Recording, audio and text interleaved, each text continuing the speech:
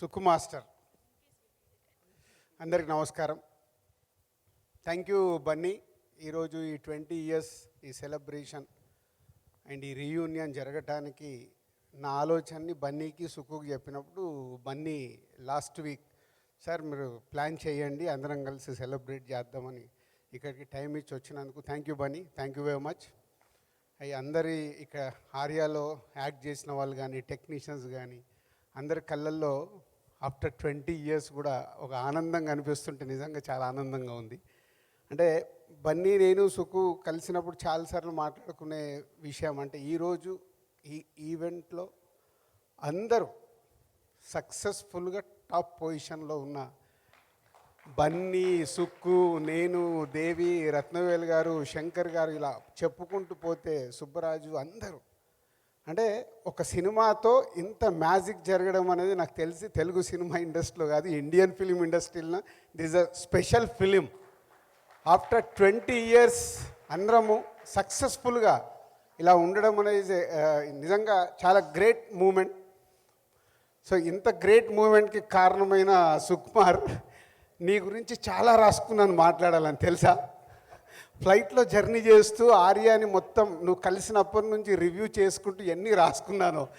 ఈ టైం నిజంగా అంటే హైదరాబాద్లో ఇంత సమ్మర్లో ఇలాంటి వర్షం పడి మన సక్సెస్ సెలబ్రేషన్ వానదేవుడు కూడా చేసినట్టు అనిపించింది నాకు. అంటే ఇందాక అడిగాను ఇంతకుముందు ఎప్పుడన్నా ఎక్కడన్నా ఇండస్ట్రీలో ఇలాంటిది ఈవెంట్ జరిగిందంటే ఎక్కడ జరగలేదు సార్ అంటే everything is a special for Arya. ఆ రోజు టైటిల్ పెట్టిన దగ్గర నుంచి ఆ టైటిల్ గురించి ఎంత ఫైట్ సుక్కుతో ఎన్ని ఫైట్లు ఉన్నాయి అన్నీ ఉన్నాయి. సో మెమొరీస్ అయితే గుర్తు చేసుకోవాలి. నచికేత అంటే బాబు నచికేత. సో కథ చెప్పేటప్పుడు అందరికీ నచికేత అని చెప్పేవాడు. దిల్ జరిగేటప్పుడు ఆర్యతో సుకుమార్ దిల్ సినిమాకి రైటర్గా రావడం, సుక్కుతో పాటు వేమ, వాసు వీళ్ళందరూ టీమ్గా నాతో ఒక జర్నీ స్టార్ట్ అవుతున్నప్పుడు దిల్ షూటింగ్ జరిగేటప్పుడు ఒక మాంటేజ్ చెప్పాడు. ఇందాక మాస్టర్ చెప్పాడు కదా పైకి వెళ్ళి అమ్మాయి స్నానం పైన డ్యాన్స్ చేస్తుంటే ఆ వాటర్ వచ్చి కింద ఒక కుర్రాడు పైన పడుతుంటే నన్ను చెప్పని మళ్ళీ సరే చెప్పలా నువ్వు చెప్పి అంటే పైన ఒక అమ్మాయి పైన వర్షం పడుతుంటుంది, ఒక దాబా పైన ఇప్పుడు దాబాలు ఉంటాయి కదా, దాబా పైన వర్షం పడుతుంటే వర్షం డాన్స్ అంటే ఊరికే ఆడుకుంటూ ఉంటుంది. అప్పుడు అన్నీ కొంచెం హైపోతికల్ ఉండేవి కదా మూమెంట్స్ అన్నీ. అమ్మాయి డాన్స్ చేస్తూ ఉంటుంది, చేస్తుంటే ఆ వాటర్ అంతా వచ్చి ఒక పైప్ పైన డాబాలో వాటర్ అంతా ఒక పైప్ కింద పడుతుంటుంది కదా, ఆ పైప్ కింద ఆ వాటర్ని ఫీల్ అవుతూ హీరో ఉంటాడు అనమాట. ఇది చెప్పిన మాంటేజ్. ఈ మాంటేజ్ చెప్పిన వెంటనే ఆయన నువ్వు డైరెక్షన్ చేస్తున్నావు నా బ్యానర్లో ఉన్నారు. అంటే అంత ఫస్ట్ సినిమా నాకు దిల్ జరుగుతుంది, ఇంకా అది రిలీజ్ కావాలి, అసలు నా పరిస్థితి ఏంటో నాకు తెలియదు. బట్ ఎంత కాన్ఫిడెన్స్ అంటే ఆ మాంటేజ్ భలే ఉంది సుక్కు, అసలు మామూలుగా లేదు అని ఒక జర్నీ. అంటే నాకు అందరు అసిస్టెంట్ డైరెక్టర్లతో వీళ్ళందరితో ప్రొడ్యూసరు అసిస్టెంట్ డైరెక్టర్ రిలేషన్ కంటే ఒక క్లోజ్ అసోసియేట్ అయ్యేది మా అందరికీ. అలా జర్నీ స్టార్ట్ అయింది. దాని తర్వాత సుకుమార్ అన్నపూర్ణ 7 Acresలో దిల్ సాంగ్ జరుగుతుంది సార్ నేను కథ చెప్పాలి అన్నాడు. అంటే కొంచెం మాయ చేశాను యాక్చువల్గా. మధ్యాహ్నం రెస్టారెంట్లో నిద్రపోయేవారు, ఈయన డోర్ ఓపెన్ చేస్తే నేను వెలుగు ఉండేవాడిని కావాలని. సో పక్కన నా సిన్సియర్ని గుర్తించాలి అని. అప్పుడు నిద్ర పట్టేది కాదనుకోండి. అంటే అలా ఆఫీస్కి వెళ్ళాక ఈ కథ వినడం జరిగింది. ఫస్ట్ నిజం మాట్లాడుకుందాం. నిజమే, నిజం కాదు నిజాలు మాట్లాడుతాం నిజాలే. ఓకేనా? అసలు ఇంకా నేను చూసి అప్పుడు హీరో పేరు నచికేత అనమాట, దానికి ఒక కథ ఉంది నచికేత అని పేరు పెట్టడానికి. నేను వెతుకుంటే చూస్తే నేను ప్రభాస్ దగ్గరికి వెళ్ళినప్పుడు చెప్పాను ఫ్రెండ్గా, ప్రభాస్ రాజుగారు నీ కథ చెప్పన్నారు కానీ ఎందుకు నీకు కరెక్ట్ కాదనిపిస్తుంది అని. అప్పట్లో నేను అవన్నీ తెలుసు, కథ ఉంది హీరో కావాలి అని. సరే విందామంటే నేను విన్న తర్వాత కూడా అవును కరెక్ట్ మీరు చెప్పింది, నేను కరెక్ట్ కాదు.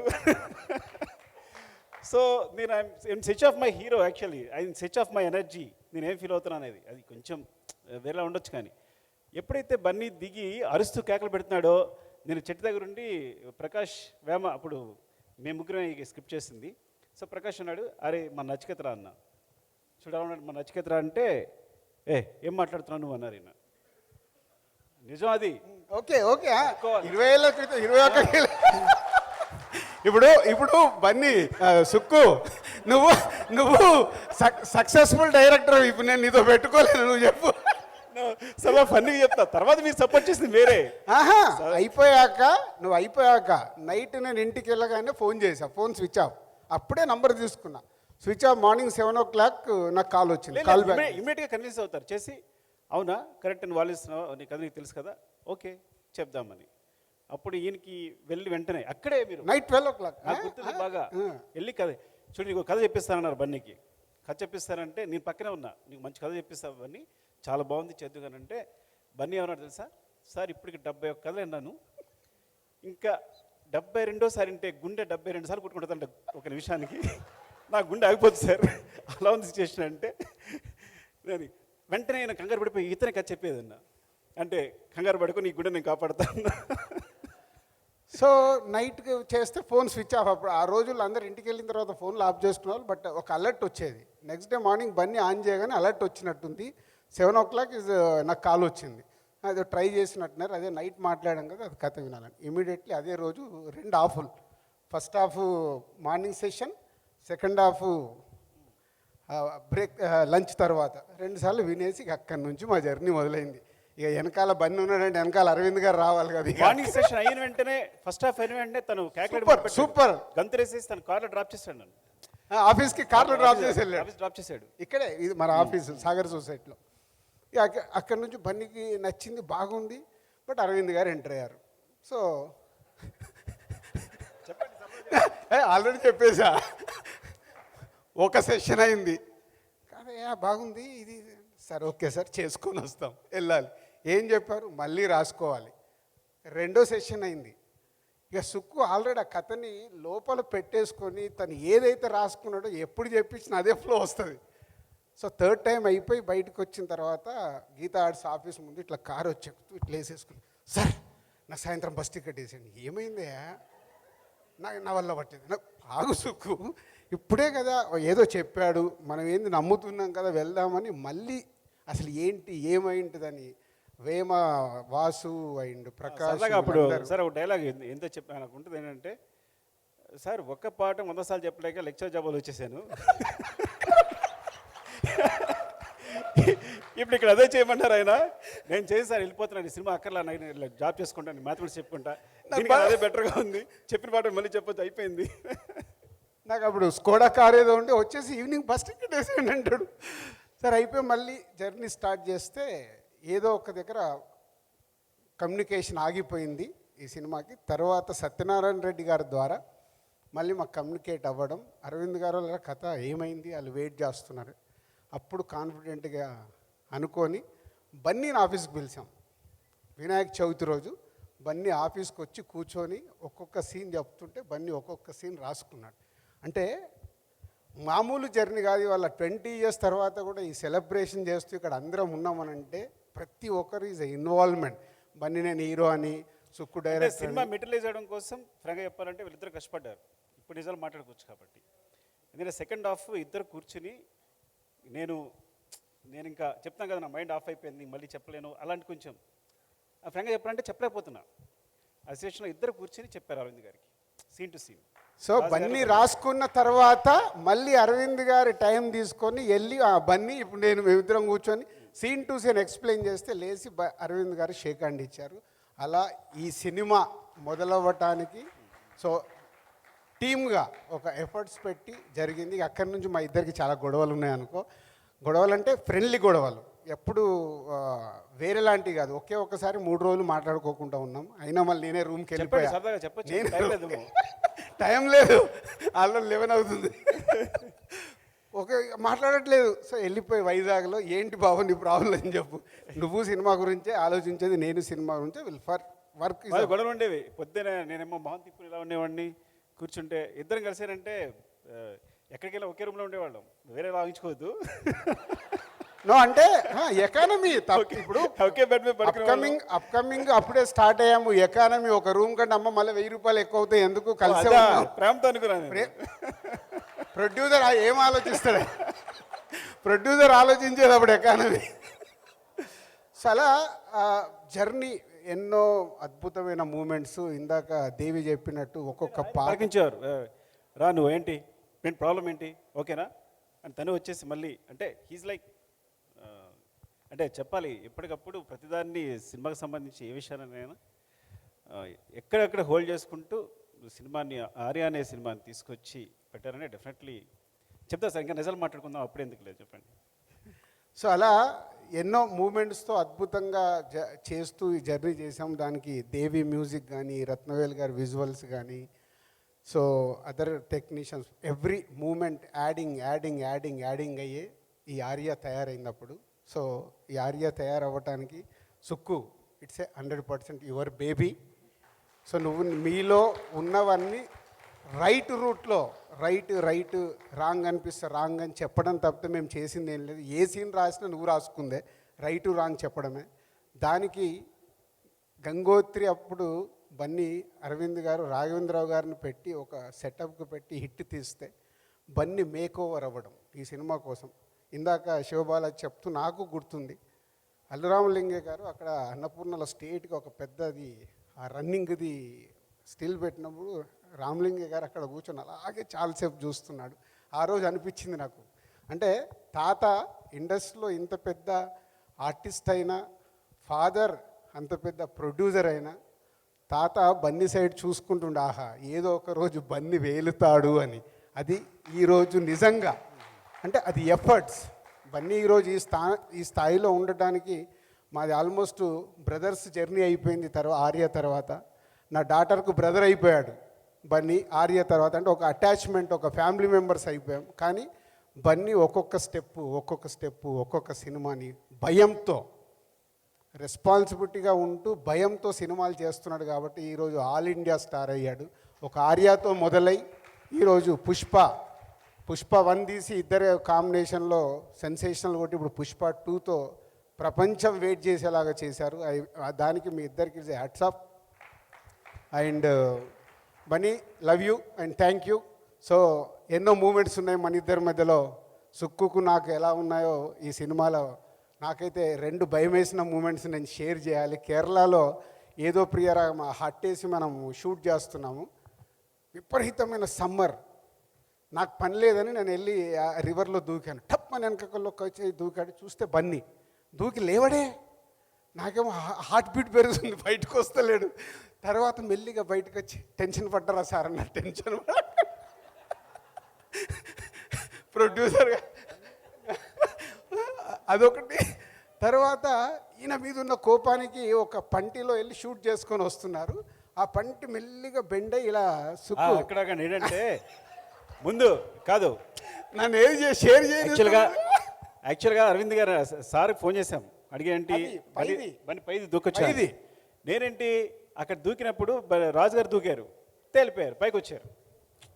నువ్వు దూకావు, అది నేను ముందు చెప్పాలి కాదు. ఫస్ట్ ఆ సినిమాలో జంప్ చేసేది ఉంది కదా, డాడీ అసలు ఒప్పుకోవట్లేదు. నో రివర్లో దూకేది ఏం లేదు అంటే నేను ఫోన్ చేసి వాసు ఎవరో కల్పిస్తే సరే ఏం కాదు సార్ కిందంతా సెట్ వద్దే అంటే సార్ మీ కొడుకు మీద అంత టెన్షన్ ఉంటే ఫస్ట్ నేను దూకుతా, నేను వెళ్ళిపోయి తర్వాత దూకమంటే నిజంగానే వెళ్ళి దూకేసా. నేను దూకి మొత్తం అక్కడ రెడీ పెడితే షార్ట్ బన్నీతో తీశారు. సో ఆ షార్ట్ కంప్లీట్ అయింది. ఇప్పుడు నువ్వు చెప్పు నీ ఎపిసోడ్. నేను అప్పుడు 100 రోల్స్ ఎన్ని అయినట్టున్నాయి. ఈయనకేమో కోపం ఏమో ఎక్కువ తినేస్తాయి కదా రీల్స్ అన్ని. 400 ఎవ్రీ 100కు స్వీట్ పెట్టాలి, తిప్పి కొట్టాలి. మాట్లాడితే 100 అయిన వెంటనే కొట్టేవాడు. ఈయన స్వీట్ ఇచ్చి వెనకాల ఫట్ కొడుతుండేవాడు. చెయ్యిలా విరిచేస్తుండేవాడు పట్టుకుని. ఫ్రాంక్గా చెప్పాలంటే ఇది పాత నొప్పి, ఈ చెయ్యి ఇంకా నొప్పి ఉంది నాకు ఏదైనా చేయాలంటే.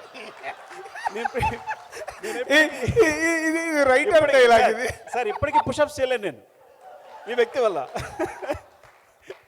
సో సో సో నేను అనుకున్నాను రాజుగారు దూకారు, బయటకు వచ్చారు. బన్నీ దూకాడు, పైకి వచ్చాడు. ఓహో మనం కూడా దూకే బయటకు వచ్చేసాము అనుకున్నా. ఏంటి దూకే నేను తోసేస్తున్నాడు. నేను ఆల్మోస్ట్ దూకైపోయాను. ఎవరు ఆప్ చేస్తారు? నువ్వే ఆప్ చేసినట్టున్నావు. అతనికి ఈత రాదేమో సంథింగ్ అని. నేను రాకపోయినంటే దూకితే పైకి వస్తాం అనుకుంటున్నా. అప్పుడే పోయిండేవాడు, లేదంటే ఈ వ్యక్తి తోసిండేవాడు కొంచెం ఉంటే నన్ను. సో అలా అప్పుడు ఆ ఎపిసోడ్ అయిపోయిన తర్వాత పంటిలో వెళ్ళి షూట్ చేసుకొని వస్తున్నారు. మేము అందరం అటు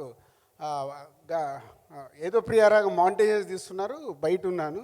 సడన్గా పంటిలో బెండ్ అవుతుంటే మెల్లిగా సుక్కు ఆ పంటి మీద ఉన్నారా? నేను లేను, నేను బయట ఉన్నా. మెల్లిగా పడిపోతుంది. నేను ఇక్కడికి వెళ్ళి చూస్తున్నా, పడిపోయింది. మెల్లిగా బన్నీ హ్యాండ్ ఇచ్చి తీసుకొచ్చాడు. బయటకు వచ్చాక, ఎందుకు బన్నీ తీసుకొచ్చావు,